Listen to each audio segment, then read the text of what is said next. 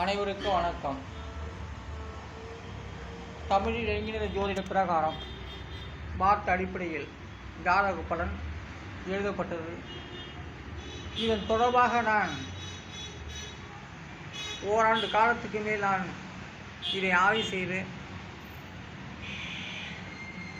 Channel analytics மூலமாக சொல்லிக் கொண்டு வருகின்றேன். இந்த எண்ணின் தலைப்பு நவக்கிரக தமிழ் எண்ணின் ஜோதிடம். அதை தமிழில் எண்கிற ஜோதிடம் என்று சொல்லலாம். அதான் தமிழில் எண்கிற ஜோதிடம். இந்த தமிழ் எண்கிற ஜோதிட பிரகாரம் வார்த்தை அடிப்படையில் நான் சொல்லிக் கொண்டு வருவது எதற்காக என்றால், ஜோதிட புஸ்தகத்தில் ஏதோ அங்கே காட்டி இங்கே காட்டி சொல்லுவார்கள். அது பார்க்குறாரு, இவரை பார்க்குறாருன்னு சொல்லி கதைகளை முடித்து விடுவார்கள். ஆனால் அப்படி அதை மாற்றி இந்த ஜோதிட பலன்கள் மேலும் மேலும் ஜோதிட புஸ்தகங்கள் மேலும் மேலும் வளர்ச்சியடைய மேலும் மேலும் நல்ல இந்த எண்ணின் மூலமாக எழுதத்தான் இந்த தமிழின் ஜோதிடம் அமைந்துள்ளது. நல்ல மக்களுக்கு ஜோதிட கற்றவர்கள், இந்த எண்ணில் தெரிந்தவர்கள் மக்களுக்கு நேர் வழி காட்டலாம், நல்ல பலன்களை சொல்லலாம் என்பதற்காகத்தான் இந்த நவக்கிரக தமிழ் ஜோதிடம் உதவுகிறது. மக்களுக்கு மோட்டார் வாகனம், டிவிஸ்பிட்டி அனைத்து வாகனங்களுக்கும் இந்த எண்ணின் மூலமாக நல்ல நம்பர்களை வாங்கி அவர் விதியின் பிரகாரம் நம்பரை வாங்கி மேலும் மேலும் அவர்களுடைய வாழ்க்கையில் வளர்ச்சி பெறவே நான் உருவாக்கப்பட்ட நவக்கிரக தமிழ் ஜோதிடம், தமிழில் எண்கிற ஜோதிடம் பயன்படுகிறது. மேலும் மேலும் ஜோதிட வளர்ச்சிக்கு மேலும் மேலும் நல்ல எடுத்துக்காட்டாக பலன்கள் எழுதும்படி இது அமைந்துள்ளது. ஆனால் ஒவ்வொரு சாண பலனுக்கும் சில நல்ல வார்த்தைகள் அனைத்துமே அந்தந்த இடத்தை காட்டுகின்றது. அந்தந்த இடத்தில் உள்ள கிரக நிலை பிரகாரம் பலன்கள் அருமையாக உண்மையாக சொல்லலாம். மக்களை குழப்பாமல் நல்ல நெறிமுறையோடு இந்த எண்களின் மூலம் ஆய்வு செய்து இதை சொல்லிக்கொண்டு சொல்லலாம். மக்களுக்கு எந்த விதமான கஷ்டமும் இல்லாத அளவுக்கு, அவங்க யோசிக்காத அளவுக்கு நல்ல நேர் வழி காட்டலாம் இந்த எண்களின் மூலம். இது மேலும் மேலும் ஜோதிட புஸ்தகங்கள் வளர்ச்சியடைய மேலும் உண்மை தத்துவத்தை சொல்லவே இந்த எண்ணிடம் உதவுகிறது. எந்த உலகத்திலும் இல்லாத அளவுக்கு இந்த எண்ணிடம் அமைந்துள்ளது. இதை வார்த்தை அடிப்படையில், சொற்கள் அடிப்படையில் அமைந்துள்ளது. சரி, அடுத்ததாக இந்த தமிழ் எண்ணி ஜோதிடம் பிரகாரம் வார்த்தைகள் சொல்லுகின்றேன். அரிக்கனுக்கு 5 எழுத்துக்கள் 147116. அதையெல்லாம் கூட்டினாக்கா 19. அதனுடைய விதி என்கிறது 1. அரிக்கன் பாருங்கள் 1 போல தான் இருக்கும்.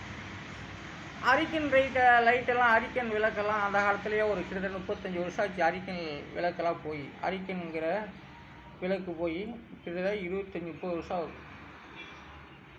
என்னைக்கு விவசாயங்கள் மாறிச்சோ அன்னைக்கு அரிக்கனும் போயிடுச்சு. அதிலேருந்து விவசாயம் மாறினோடனே விஞ்ஞானம் வளர்ச்சி அடைந்தது. ஆனால் அரிக்கனுக்கு திரிய புட்டால மண்ணெண்ணை ஊற்றி அந்த கண்ணாடியை நல்லா தொடச்சி அதில் மண்ணெண்ணை ஊற்றி நல்லா திருவி கொண்டு போனால் இரவில் நல்லா வெளிச்சம் காட்டும். அந்த காலத்து 35 வருஷத்துக்கு முன்கூட்டிலாம் அரிக்கன் லைட்டு தான், அரிக்கன் விளக்கு, அரிக்கன் தான் எரியும். காடுகளில் கடலைக்குடி காக்கக்கூடியவர்கள் அவருடைய விவசாய பண்ணைகளுக்கு இரவில் காக்கலாம் அந்த அரிக்கன் லைட்டு பயன்படும். அந்த அரிக்கன் லைட்டால் தான் மனிதன் இரவிலே நடமாடினான் என்பதைத்தான் இந்த எண்ணிடம் எடுத்து காட்டுகிறது. இது நான் சொல்ல தேவையில்லை, அந்த காலத்தில் நடந்திருக்கு. அரிக்கன்னா இன்றைக்கி இன்றைய பிள்ளைகள் அது என்ன அப்படின்னு கேட்கும். அரிக்கன்னா 35 வருஷத்துக்கு முன்கூட்டி உள்ளவங்களுக்கு நல்லாவே தெரியும். அதனால் அரிக்கன் லைட்டுங்கிறது நல்ல ஒரு மக்களுக்கு அது எல்லாம் ஒரு நல்ல ஒரு வெளிச்சத்தை கொடுக்கப்பட்டது. இரவில் வந்து அரிக்கன் லைட்டு தேவைப்பட்டது. தன்னுடைய வீடுகளிலும் அரிக்கன் லைட்டை வச்சு தான் அந்த காலத்தில் பிள்ளைகள் படித்தாங்க. வீடுகளில் ஆடு மாடு இவையெல்லாம் பார்ப்பதற்கு அரிக்கன் லைட்டாக பிடிச்சிட்டு போய் பார்ப்பாங்க. அதுதான் அரிக்கனுடைய விதியின் ஒன்று.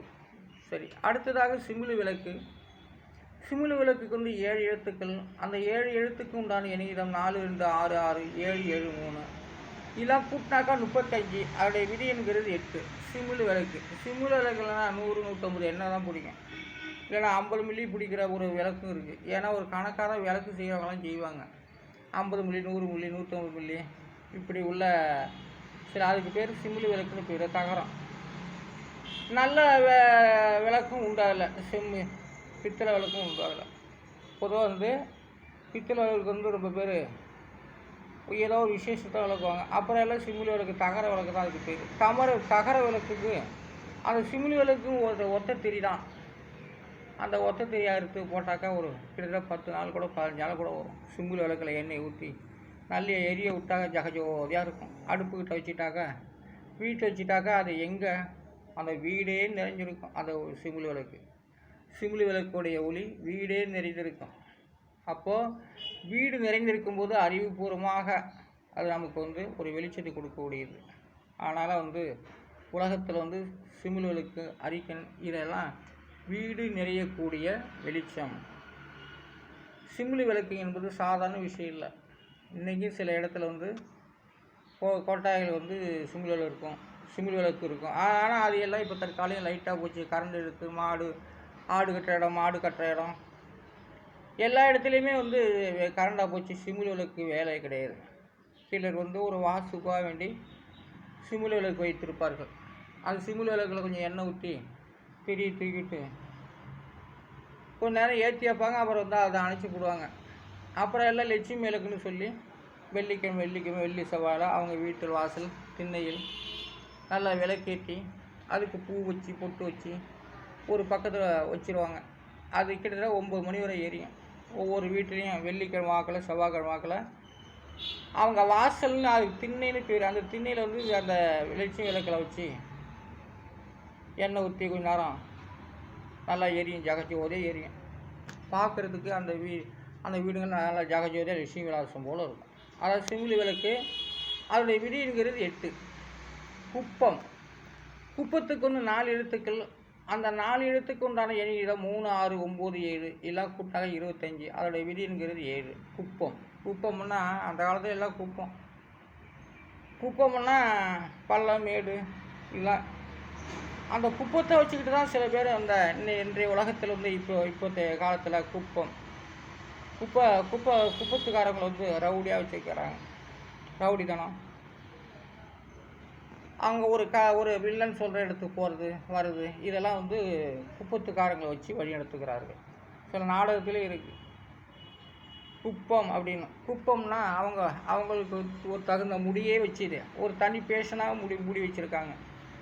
மேலே என்ன சிண்டு போல் கட்டிட்டு அறத்தலை போல் முடிய வச்சுக்கிட்டு இப்போலாம் உண்டு. குப்பத்துக்காரர்களுக்கு அப்படி ஒரு பேஷனை உருவாக்கி வச்சுருக்காங்க. அதனால் ஒன்றும் தப்பு இல்லை. அவங்களுக்கு வந்து பழப்பு இருப்புக்கு பெரியவர்கள் வந்து வழிகாட்டுறாங்க. அப்படிலாம் ஒரு நாகரிகத்தை வச்சு குப்பம் என்றால் நல்லவர்கள் தான். அந்த குப்பத்தில் வந்து அனைத்து ஜாதி மக்களுமே இருக்காங்க. ஓர் ஜாதி மக்கள் மட்டும் இல்லை, அனைத்து ஜாதி சமுதாயத்திலும் இருக்காங்க. குப்பம்னா கீழ்பட்டவங்கன்னு கிடையாது. இன்றைக்கி எல்லாமே குப்பத்தில் இருக்காங்க. அப்போ அனைத்து ஜாதி மக்களையுமே குப்பத்தில் இருக்காங்க. குப்பத்துக்காரங்களை வச்சு தான் சில சினிமா படங்கள், நாடகங்கள் எல்லாமே அவங்கள வச்சு தான் திருட வைக்கிறது, கொலை செய்கிறது, இந்த மாதிரிலாம் செய்கிறாங்க. பிட்பாக்கெட் அடிக்கிறது, கடத்திட்டு வரதெல்லாம் குப்பத்து மக்களை வச்சு தான் செய்கிறாங்க. அதெல்லாம் தப்பு இல்லை. அந்த கதைக்கு அது காரணம் தான். ஆனாலும் இந்த தமிழ் ஜோதிடம் நான் வார்த்தை அடிப்படி சொல்லி கொண்டு வருகின்றேன். திருஞான சம்பந்த ஜோதிடம், அரியலூர் மாவட்டம். என்கிற வள்ளுவர் வள்ளுவ பொண்டாரம். நன்றி, வணக்கம்.